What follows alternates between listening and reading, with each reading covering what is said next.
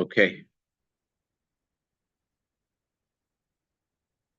So because today is the 11th of Shvat, coming right now from the 10th of Shvat anniversary of the passing of the previous Rabbi Rebbe, and today is the 11th of Shvat anniversary of the day that our Rebbe accepted the leadership of Chabad and the Jewish people. I wanted to share something about this coming Shabbos, Parshat Beshalach, in sync with the previous Rabbi Rebbe and our Rebbe. So every single month of the year has a different kind of godly energy. The Arizal writes that each month has a different combination of Hashem's name, and the combination of Hashem's name of the month of Shvat is Hey and a Yud and a Vav and a Hey, and the combination of the month of Shvat is connected with a certain verse. As every month of the year, the combination of Hashem's name is based upon those four letters of Hashem's name, how they're found in a specific verse. So what's the verse that connects with the month of Shvat? It says in the Torah about the laws of Temurah. Temurah means that you're not allowed to switch if you have an animal that you consecrated for the Beis Hamikdash, you're not allowed to switch it and give a different animal instead. And if you do, if you say, I gave this cow, and I want to switch this cow for another cow, halacha is you're not allowed to do it. But if you do this, then both cows are considered consecrated and holy, and they both have to be offered as sacrifices to Hashem. So the words in the Torah are, Lo yimirenu, do not switch them. Ve'im hama yimirenu, and if you do switch them, v'hayahu, then both cows will be holy. So if you take the words Hamer Yimiranu V'hayu, pick those four words, you have the combination of Hey and a Yud and a Vav and a Hey. So at first glance, this verse being used as a combination for Hashem's name is seemingly not understood, because after all, this verse is about a sin, and Hashem's name is about the opposite of sin, about revelation. So how is this verse meant to be conveying godly energy? So to understand this, let's look at the name of the previous Rebbe. The previous Rebbe's name, Yosef and Yitzchak, express a certain way of serving Hashem. Every month of the year, in addition to having a divine combination, also is connected to a different one of the 12 children of Yaakov. So the month of Shvat is connected to Yosef HaTzadik. So when Rachel gave birth to Yosef, she said, I want Hashem to give me one more child. Yosef Hashem li beinacher. Let Hashem give me another child. That's why it's called Yosef. Let me have one more child. So the Talmud explains that she wasn't just asking to have a child. She was asking to have a child who is like an acher, who is like a stranger. Why would anyone want their child to be a stranger? And the Talmud says further, what kind of stranger was she asking for? It's not just a stranger, a strange child that does strange things. What kind of child? Who specifically was she thinking about? She was thinking about Yeravam ben Nevat. Yeravam ben Nevat is one of the greatest Rishayim of all of history. Terrible things. He's the reason why we only have 2.5 of the 12 tribes, because he exiled 10 of the tribes. Why would anyone want their child to be like him? Or why would a woman giving birth to a child say, I want my child to be like Yeravam ben Nevat? What does that mean? So the Chassidic explains what she was really asking for was that her child should be someone who's able to transform someone who feels like they're a stranger, feel they don't belong to Jewish people, they feel that they are the greatest, most wicked person in history, to help them realize that they do belong to the Jewish people, that they are Bain, to transform an Acher, to transform another to become a son. That's the essence of the energy of Yosef. That's something we saw the previous Rebbe in his life dedicated completely to doing this. And that's also why Moshe Rabbeinu began translating the Torah into 70 languages in the month of Shvat. It says in the Torah that Moshe Rabbeinu started to translate the Torah, and the Rashi explains in 70 languages. When did he do this? So it says he began on the first day of the 11th month, meaning the first day of Shvat. Why did Moshe Rabbeinu translate the Torah specifically in the 11th month? It's because the month of Shvat is connected to this energy of helping every Jew feel they belong.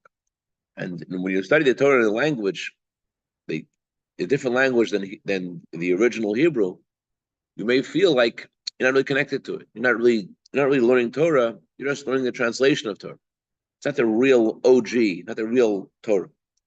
That's why Moshe Rabbeinu himself was occupied with translating the Torah in all languages to convey to every Jew that even if you study the Torah in a different language, it's the Torah that Moshe Rabbeinu gave you. Moshe Rabbeinu himself brought the Torah into all languages. And this will help us understand the divine combination of the month of Shvat. What's the situation here? You have an animal which is holy, an animal which is not holy. And you want to take the holiness of one animal and you want to switch it to another animal. You want to take what is within the bounds of holiness. You want to bring that holy animal, you want to bring that holiness to something outside of the boundary of holiness. Ordinarily, trying to bring something which is insulated in a holy environment and bring it to an unholy environment, transferring that energy on a personal level, meaning go into a place which is unfriendly, which is uncomfortable to your neshama, to your soul, is something which in general is not a good idea. Stay in a place which is comfortable. Stay in a place where you feel that you're able to maintain your spirituality the best, the place which will enhance your spirituality. So that's what the Torah says, Lo Yimirenu. Do not bring the holiness to the unholy. Don't do that. But there's a situation where, not physically, but at least spiritually, where Hashem commands us that Chomer Yimirenu is to take the holiness and bring this and go reach out to an environment which is not holy. And what will happen when you do this? Will this indeed compromise your own spirituality or not? The Torah says there may be a situation where you have to go to an unfriendly environment, to take your holiness and what you have, what Hashem has given you, your innocence, your purity, your goodness, and you may have to take this and go to an unholy environment. Why? Because another Jew who doesn't have this connection to Judaism, because he doesn't have this connection, so you can't let them just drown in the quagmire of assimilation. So Torah says, you have to take what you have and bring this to the unholy environment. And what will happen when you do this? Will you lose your own spirituality? Will you be successful? Is it even worth it? So there's two questions. Will we be successful? Number two, is it worth it? Will you lose your own spirituality, and will you be successful in elevating someone else? Just because you're compromising your spiritual environment doesn't mean, just because of your sacrifice, doesn't necessarily mean you'll help someone else. Maybe it's not worth it. So that's it. Torah says, you have to go. You have to try. You have to bring what you have to the outside. Bring it to an unholy environment. And the Torah says, V'hoyahu. The acronym of the month of Shvat is actually part of a phrase. The phrase reads, switch, shall you switch, and then both will be holy. But the way the Torah phrases it in just these four words, taking them out of the whole phrase, if you just take these 4 words, it reads like this: switch shall you switch, and it shall be. It doesn't say what's going to happen. It says switch shall you switch, and it shall be. What does that mean? Switch shall you switch. Bring the holy to the unholy. Go to the environment which was not so friendly. V'hoyahu, what's going to happen? It's not your business. You may be successful, you may not be successful. But because your brother or sister is drowning spiritually, you have to try. What's going to happen as a result is not your it shouldn't guide your decision. Because v'hoyahu, what happens later, is not in the month of Shvat.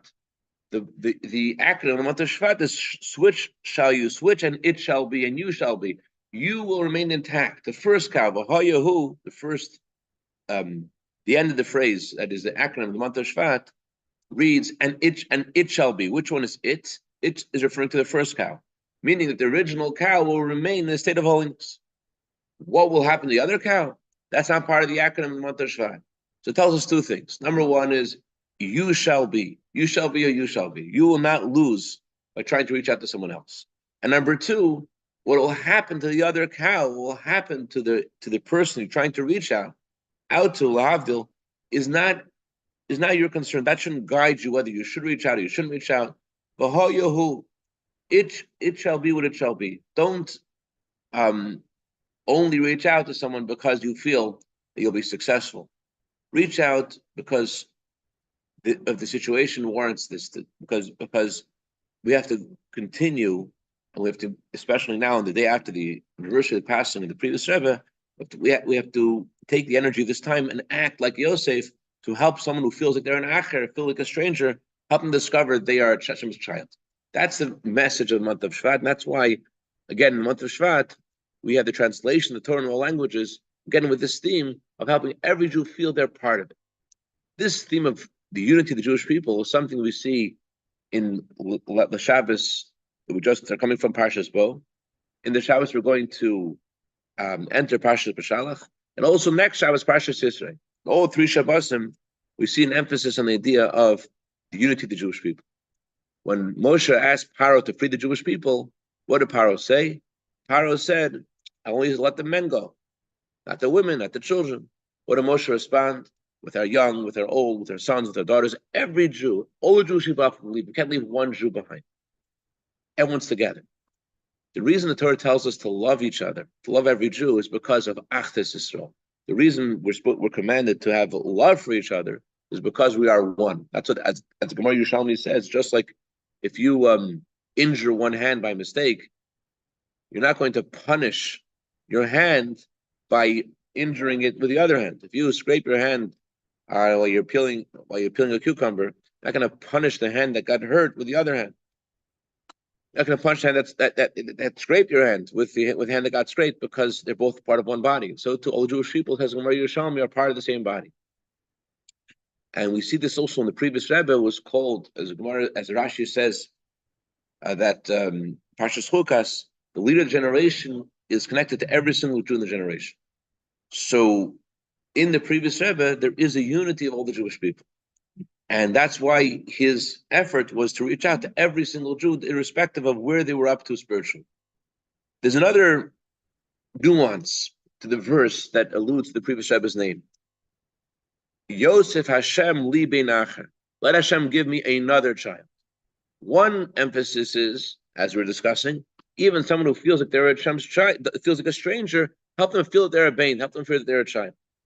There's another emphasis. What if someone is already keeping Torah mitzvahs, but yet there's something they're missing, something you could give them, something you could add to them? So the previous Rebbe's name, Bais Hashem li bein acher, also tells us this. Even though someone is already a bain, they're already a child of Hashem, they already feel they belong, but they're not the same as you. You have something they don't have. So you have to make sure, bein acher, that even someone who is already doing okay spiritually, but you have something to give them, don't be satisfied with saying, oh, they're already okay, I have something more, but that doesn't mean I have to share everything I know with someone else.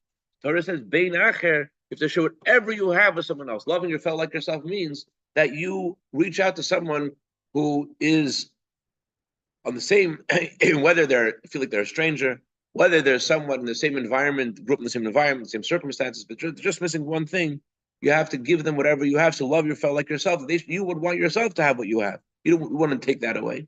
Similar way, you have to reach out to another Jew in the same way. We see also unity of the Jewish people in Parshat Beshalach. Parshat Beshalach talks about the man.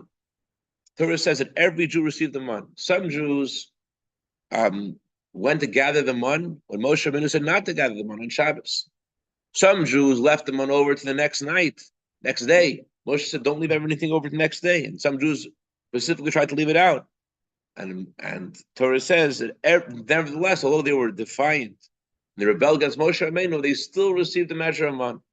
So we see the unity of the Jewish people, that all Jews are the same. Everyone received the same measurement of man in the Parshat Beshalach, and so to Parshat Yisrei, the next week, where we read about the giving of the Torah, and all the Jews are connected and sitting there, standing together by Mount Sinai.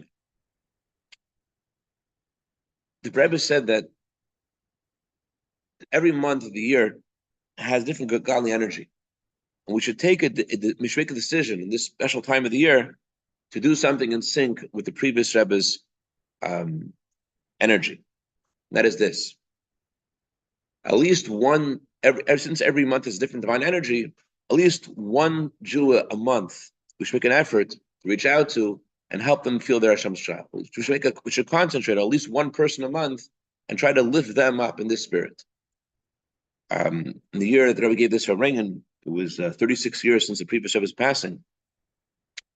So Rebbe said that people should also give tzedakah in the number of 36, the amount of years since the previous Rebbe's passing. This year it's 74 years, so it makes sense that we should continue this custom and give in the number of 74. I just want to mention one more point. We're heading now to the 15th of Shvat, and every month, the 15th of the month is when the full light of the month is revealed. So the essence of the previous Rebbe's activities aren't only revealed on the day of his anniversary of his passing, but they're also revealed throughout this week, especially as we read in this week's Torah portion. When the Jewish people came to the Reed Sea, the Torah says they took with them the bones of Yosef. And the Talmud says it was with the merit of the bones of Yosef that the sea split. The redemption of the Jewish people was only because of the bones of Yosef, because they took with them the casket, the remains of Yosef. The Hebrew word for bones is also related to the word essence. Atzmus, which means bones, also means etzem, which means the essence of Yosef. It is with this effort of reaching out to other Jews, as the previous Rebbe's name indicates, Yosef, L'Hashem Li Bein Acher, and especially when it's done with his second name, Yitzchak. Yitzchak means happiness, reaching out to the Jew with a smile, with happiness, with warmth. That's the key to causing the redemption from this exile, because all the redemptions are connected to the first redemption. Just like the first redemption was with the bones of Yosef, with the essence of Yosef, so too it's the energy of the Yosef outside the Gavar generation, the previous Rebbe. That's the key that's needed to bring Mashiach, to reach out to other Jews, but with Yitzchak, with Simcha.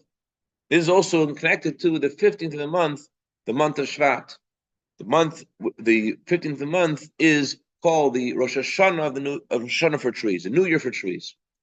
The Rebbe said on occasion that the previous Rebbe brought life to every person he ever met. Whenever the previous Rebbe met someone, and same thing is he asked of all the Jewish people, as mentioned, that every Jew is connected to the leader of the generation. He asked that when you meet someone, to bring them life. That's also what's highlighted in the month of Shvat, in the 15th of the month, the idea of the new energy for the trees, that there's a new energy for the trees that then happens on the 15th of the month. So this new energy is connected to specifically fruits. Although there are 7 different species that Israel is known for, it's praised with, and among them there is wheat and barley, but the celebration, the 15th of Shvat, is connected it's actually not associated with wheat and the barley, which are staples, but they're connected with the other species, the fruits. What are fruits? Fruits are things which are eaten for enjoyment. They're not eaten only to survive. They're specifically eaten for enjoyment, for pleasure. So it's the first day of the new year. It's the 15th of Shvat this week. So Rebbe said, what do we learn for the first day of the new year? That although it's just the first day of the new year, a Jew has to begin with growth, with life. The sign of life is growth. So it's the first day of the year, and there has to be this emphasis on growth. And what kind of way, and how should we grow? We should grow in a way of pleasure. The Rebbe said these words. Even in the morning, you're before Moda'ani. You haven't yet even washed your hands. You haven't yet said Moda'ani. But just the fact that you know that Hashem is looking at you, and Hashem is listening to you, and that you're important to Him, and He wants to know what you're thinking, and He's looking at you and listening to you and thinking about you, that itself should fill you with the greatest pleasure, the greatest happiness. And therefore, every day begins with this energy of great pleasure, and that's what's meant to permeate the rest of the day. The day's supposed to begin with his pleasure, with his enjoyment. So we're not just supposed to have the wheat and the barley, meaning to just do the bare minimum of serving Hashem. We're supposed to serve Hashem, as the previous Rebbe told my grandfather, with fargen nigen, with everything you do should be with pleasure, with enjoyment. And this pleasure and enjoyment should begin with the very first moment of the day. So the 15th of Shvat, continuation of the 10th of Shvat, teaches us that we have to be alive in what we're doing, the new life coming to the trees, and we have to have pleasure in what we're doing and bring that pleasure and enjoyment in our efforts to continue this mission of the previous Rebbe to reach out to other Jews with, as his name indicates, reach out to another Jew who feels that they're a stranger, or another Jew who is doesn't have what you have, to give them what you have and to give it to them in a way of with life, with enthusiasm, with yitzchak, with happiness, with a smile. And that's how we come to the ultimate redemption through Mashiach Tzidkenu. To see this happen, take v'yam mamish.